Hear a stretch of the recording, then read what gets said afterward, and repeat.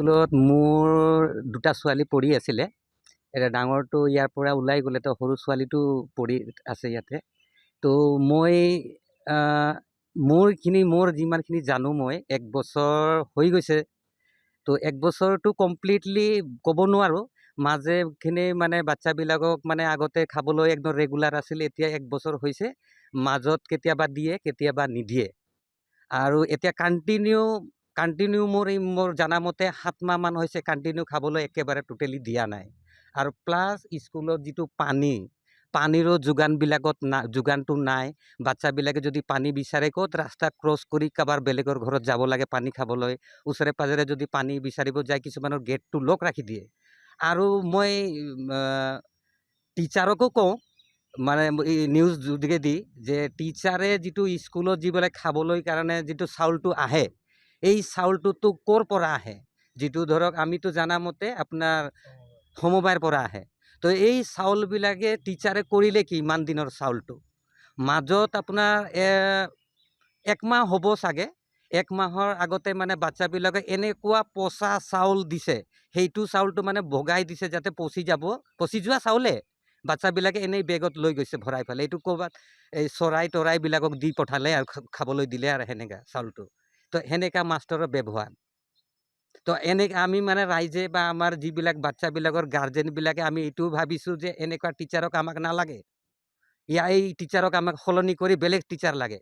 ইয়াৰ আগতে এটা কি আছিলে মাষ্টৰটোৰ নামটো মই পাহৰি গ'লো। সেই এটা মাষ্টৰ আছিল ইয়াত, সেইটো মাষ্টৰটো বিৰাট ভাল আছিল।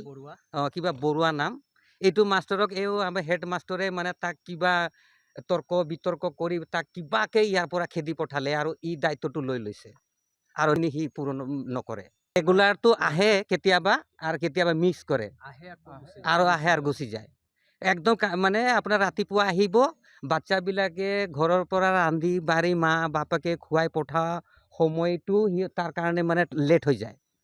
সোনকালে আহি পাব লাগে। যদি সোনকালে আহি প্ৰেজেণ্টেশ্যনটো লৈ পেলাই সি আকৌ গুচি যায়। হাইষ্ট 9টা 10টা, তাৰ ওপৰত নাথাকে তেনেকুৱা ধৰণৰ মাষ্টৰটো। এইটো কেতিয়াবা কৰে, কেতিয়াবা নকৰে। আৰু কিবা ক'ব গ'লে মানে হিচংকে উঠি যায় আৰু। শিক্ষক জয়ন্ত কছাৰী। প্ৰধান শিক্ষকখনৰ নাম জয়ন্ত কছাৰী। তো আমি ৰিকুৱেষ্ট কৰিছোঁ মিডিয়াৰ যোগেদি যে এনেকা মাষ্টৰক আমাক নালাগে। ইয়াতকৈ ভাল এটা মাষ্টৰ দিয়ক, যাতে ষ্টুডেণ্ট ভাল হওক, স্কুলখন ভাল হওক।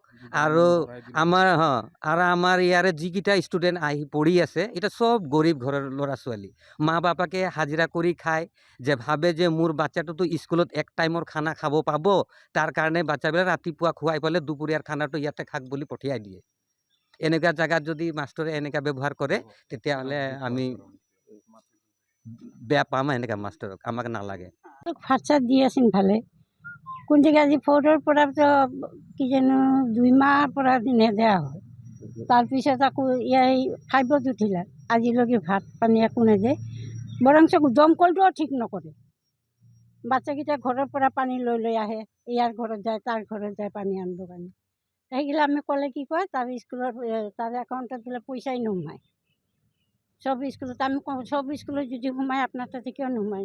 নাহে, পইচাই নোসোমায়, কেনেকৈ আমি দিম? 10 মাহ হ'বয়ে। আৰু যিও কেইটা চাউল আছিল, তাৰ ভিতৰত এটা ছাগলী আহি সোমাই চাউলকেইটা পচে, মানুহকেইটাক এনে দিলা সেইগিলা চাউল। আমি দেখা নাই যদি কেনেকৈ ক'ম না। কোনদিকে ভাত নিদিয়া, খাৱা নিদিয়া ক'লে আৰু সি খংহে কৰে আমাৰ ওপৰত। 8 মাহমান হ'বয়ে কিজানি। সেনেকৈ 8 মাহমান হ'লে। আৰু ক'লে কয় তাৰ একাউণ্টত 1 পইচাও নোসোমায়, সি কেনেকৈ দিব? সেনেকৈ কয়। এতিয়া আৰু আমি কি কৰিম? এতিয়া আৰু কি ক'ম, সি যদি দিবই নোখোজে, আৰু আমাৰ বুনুহঁতে তাৰ বেছি নাই, 1 বছৰে, তাৰপিছত ইয়াৰ পৰা ওলাইয়ে যাব। সেইকাৰণে মই একো নকওঁ। কোনদিকে আপোনালোকৰ বিচাৰত কি কৰক।